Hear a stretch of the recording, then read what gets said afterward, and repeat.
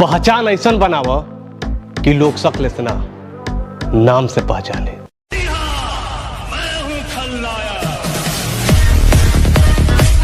भाई हमार मियाँ जी के पहचान हो कि दोस्ती करबे तो भाई से भी ज्यादा प्यार दे, आ दुश्मनी करबे तो बीच चौराहे पर फाड़ दे। बेटा हई मुसलमान के चलेनी मुरेठा बान के। कि पैसों की बात मत कर, अगर चाहे तो बरसात कर दे नोटों की। कि तू पैसों की बात मत कर, अगर चाहे तो बरसात कर दे नोटों की। और हमारे नाम से खौफ तो इतना है बेटा।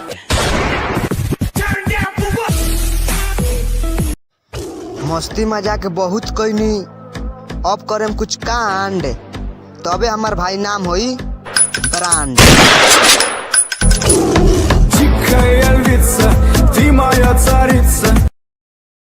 कि थोड़ी तमीज से बात कर, वरना बदमाश से शरीफ अपने आप हो जाएगा। कि थोड़ी तमीज से बात कर, वरना बदमाश से शरीफ अपने आप हो जाएगा। और बेटा हमें छूने की गलती मत करना, वरना जलकर राख हो जाएगा। कि जौन हमरा बारे में उल्टा सीधा बोली, उहे बेटा के ठोकम गोली। से मने रंगदारी कोरिले रंगदारी कोरे।